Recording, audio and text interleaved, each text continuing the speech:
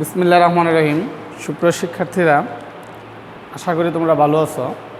যারা আমার এই ক্লাসটি অনলাইনে ফেসবুকে বা ইউটিউবে দেখবে তাদেরকে শুভেচ্ছা। আর আমার আজকের কনসেপ্ট কমপ্লিটিং সেন্টেন্স, ক্লাস নবম দশম 9-10, যা ইংলিশ সেকেন্ড পেপারের একটি কনসেপ্ট। তো আমি শুরুতে আমার পরিচয় দিয়ে নিচ্ছি। আমি নুরুল ইসলাম, সহকারী শিক্ষক, মিরগঞ্জ দ্বিপাক্ষিক উচ্চ বিদ্যালয়, গোলাপগঞ্জ, সিলেট। তো আমি কথা না বাড়িয়ে সরাসরি ক্লাসে চলে যাচ্ছি। যেহেতু এই ক্লাসটা আমি আগেও নিয়েছি, বাকি অংশ নিচ্ছি। আমার আজকে প্রথম আমি যেভাবে শুরু করছিলাম যে প্রথম আমার ওয়ার্ডগুলি লিখব, তারপরে তার এক্সাম্পল দেব মিনিং অনুসারে এবং স্ট্রাকচার অনুসারে। সো ... দ্যাট অর্থ হচ্ছে এতই যে, বাংলা অর্থ হচ্ছে এতই যে। তো সুপ্রিয় শিক্ষার্থীরা, এখন আমি প্রথমে তোমাদেরকে বলছিলাম যে একটা বাক্য দেওয়া থাকবে। সাপোজ হি ইজ সো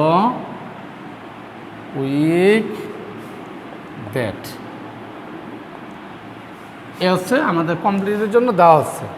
এখানে সো ... দ্যাট সংযুক্ত বাক্য। সো ...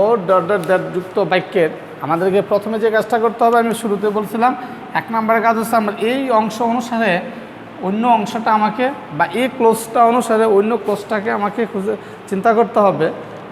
এবং 2 নম্বরের কাজ হচ্ছে আমাকে গ্রামার স্ট্রাকচার অনুসারে ওই ক্লোজটা পূর্ণ করতে হবে। এই আমাদের দুটি কাজ একসাথে করতে হয়। তা আমি প্রথম এটার অর্থ দেখি। He is so weak that, সে এতই দুর্বল যে। এখন সুপ্রিয় শিক্ষার্থীরা, তোমরা বলো সে এতই দুর্বল যে এই বাক্যের সাথে আমি বাংলাতে কি বলতে পারি? সে এতই দুর্বল যে সে দ্রুত হারতেছে। এরকম বললে কি বাংলা বাক্যটার সাথে বাকি অংশ ম্যাচ করে? নিঃসন্দেহে ম্যাচ করে না। তাহলে কি ম্যাচ করতে পারে? আমি তোমাদেরকে বলি, সে এতই দুর্বল যে সে দাঁড়াতে পারতেছে না, সে এতই দুর্বল যে সে হাঁটতে পারতেছে না, সে এতই দুর্বল যে সে কথা বলতে পারতেছে না, সে এতই দুর্বল যে সে নড়াচড়া করতে পারতেছে না। এই ধরনের বাক্যগুলি যদি আমি বলি, তাহলে এই বাক্যটার সাথে মানে অর্থপূর্ণ হবে। এই ধরনের ক্লোজগুলি যখন আমি নিয়ে আসবো, আমি বলছিলাম যে কমপ্লিটিং সেন্টেন্সে একটা ক্লোজের যে ক্লোজটা দেওয়া থাকবে তার সাথে রিলেভেন্ট আরও অনেকগুলি সম্ভাব্য উত্তর থাকবে। কাজেই একটা কোনো উত্তর কেউ মুখস্থ করলে সেটা মুখস্থ করতে পারো, বাট একটা কোনো উত্তর না, এটার সম্ভাব্য অনেকগুলি উত্তর থাকে। তো আমি উত্তরগুলি বাংলায় বললাম। সে এত দুর্বল যে সে হাঁটতে পারতেছে না। তাইলে আমি সে হাঁটতে পারতেছে না এই শব্দটাকে এবার ইংলিশ করি। এই শব্দটাকে যদি ইংলিশ করি হয় হি ক্যান নট ওয়াক। এ হচ্ছে সে হাঁটতে পারতেছে না। এখন আমি গ্রামার স্ট্রাকচার অনুসারে দেখব হি ইজ সো উইক দ্যাট এটা কোন টেন্সে আছে। আমি দেখলাম হি ইজের কারণে বাক্যটা প্রেজেন্ট টেন্সে আছে। তাহলে আমার গ্রামার রুলস হচ্ছে সো ... দ্যাট যুক্ত বাক্যের প্রথম অংশ অর্থাৎ সোদের যুক্ত অংশ যদি প্রেজেন্ট টেন্সে থাকে, পরের অংশ প্রেজেন্ট টেন্সে হবে। অর্থাৎ সো ... দ্যাট যুক্ত ক্লোজটি যদি প্রেজেন্ট টেন্সের গঠনে থাকে, তাহলে পরের ক্লোজটিও প্রেজেন্ট টেন্সের গঠনে হবে। তাহলে এখানে যে ক্লোজটা আমি লিখেছিলাম সেটাও প্রেজেন্ট টেন্সে লিখেছিলাম। তাহলে এটা আমি সরাসরি এখানে লিখে দিলেই হবে হি ক্যান নট ওয়াক। সে এত দুর্বল যে সে হাঁটতে পারতেছে না। এখানে আমি তোমাদেরকে প্রেজেন্ট টেন্স দিয়ে উদাহরণটা দিয়েছিলাম। জাস্ট একটা বারবের চেঞ্জ করে পাস্ট টেন্স করে তোমাকে আবার দেখাচ্ছি।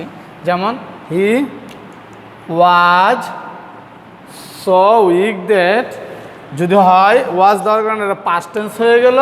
আর পাস্ট টেন্স হয়ে গেলে এখানে ক্যান নট না হয়ে এখানে হবে কুড নট। সুপ্রিয় শিক্ষার্থীরা, বুঝেছো এবার যে প্রেজেন্ট টেন্সে থাকলে একবার মানে ওই অংশটা প্রেজেন্ট টেন্সে হবে, পাস্ট টেন্সে থাকলে ওই অংশটাও পাস্ট টেন্সে হবে। সো আমাদেরকে সো ... যুক্ত বাক্য থাকতে পারে, এটা তোমাদেরকে আমি আলোচনা করে বুঝিয়ে দিলাম।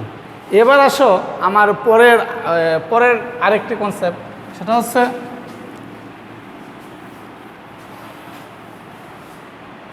সো দ্যাট, সো দ্যাট একসাথে, আগে ছিল সো ডট ডট দ্যাট, এখন হচ্ছে সো দ্যাট। সো দ্যাট অর্থ হচ্ছে যাতে, so that that, so that অর্থ হচ্ছে যাতে we read, we read news paper, news paper dot. সুপ্রিয় শিক্ষার্থীরা, উই রিড নিউজ পেপার, এটার বাংলা অর্থ হচ্ছে যে আমরা সংবাদপত্র পড়ি। উই রিড নিউজ পেপার, এখানে আমি সো দ্যাট ব্যবহার করতে হবে, so that. We read news paper so that, আমরা সংবাদপত্র পড়ি যাতে। কেন সংবাদপত্র পড়ি? যাতে, যাতে কি? আমরা সংবাদপত্র পড়ি যাতে পরীক্ষায় বেশি মার্কস পাই। এরকম বললে কি সঠিক হবে? না, এরকম বললে সঠিক হবে না। আমরা সংবাদপত্র পড়ি বর্তমান বিশ্ব সম্পর্কে জানার জন্য। এরকম যদি বলি তাহলে বাক্যটা তুলনামূলকভাবে সঠিক হয়ে যাবে। তাহলে বাক্যের সাথে একটা ক্লোজের সাথে আরেকটা ক্লোজ লিখে দিলেই বাক্য মানে কমপ্লিট হয়ে যায় না, শুদ্ধ হয়ে যায় না। একটা ক্লোজের সাথে আরেকটা ক্লোজ লিখার পর বাকি ক্লোজটা রিলেভেন্ট হতে হবে, এটার সাথে প্রাসঙ্গিক হতে হবে। অপ্রাসঙ্গিক কোনো ক্লোজ লিখে দিলে উত্তর সঠিক হবে না। তাহলে আমি বলতেছি যে আমরা সংবাদপত্র পড়ি যাতে আমরা বহির্বিশ্ব সম্পর্কে জানতে পারি, যাতে আমরা চলমান বিশ্ব সম্পর্কে জানতে পারি, যাতে আমাদের দেশ সম্পর্কে জানতে পারি। এরকম উত্তরগুলি আমরা যদি বলি তাহলে উত্তরগুলি সম্ভাব্য উত্তর এই বাক্যে। তাহলে এখানে আমরা কি করব? এই বাংলা অংশটাকে আমরা ইংলিশে প্রথম ট্রান্সলেট করব যে আমরা চলতি বিশ্ব সম্পর্কে যাতে জানতে পারি।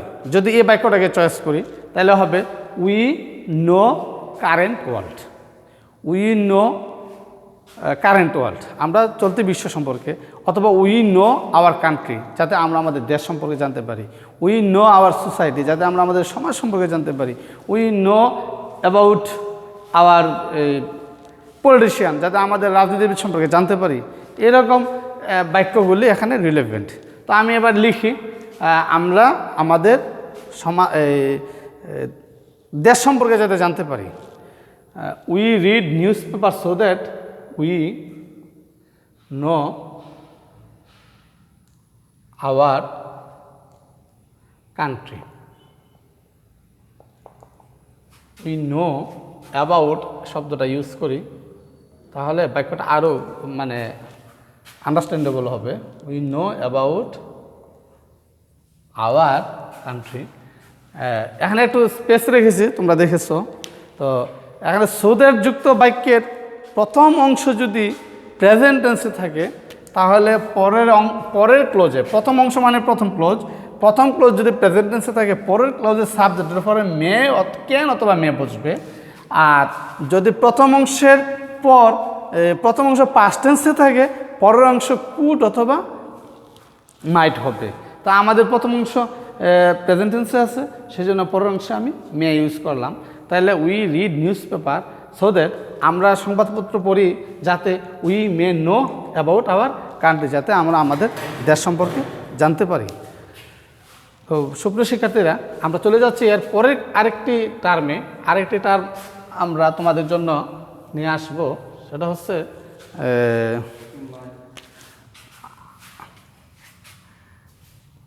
আনলেস। আনলেস, আনলেস অর্থ যদি না, আনলেস অর্থ হচ্ছে যদি না। আনলেস ইফের মতো বাক্যের শুরুতেও বসতে পারে, বাক্যের মাঝেও বসতে পারে। তো যেখানেই বসুক আনলেস যুক্ত ক্লোজটা ইফের মতো কন্ডিশনাল ওয়ার্ডের মতো প্রায় সেম। আনলেস যুক্ত অংশ প্রেজেন্ট টেন্সে থাকলে পরের অংশ পাস্ট টেন্সের ঘটনা হবে অথবা মডাল অক্সিলারি ক্যান কুড দিয়ে তোমাকে করতে হবে। যেমন আমি বাক্যটা লিখি, unless you read more, unless you read more, যদি না তুমি অধিক পড়াশোনা করো তাহলে কি হবে? পরের ক্লোজে আমি কি বলতে পারি? আমি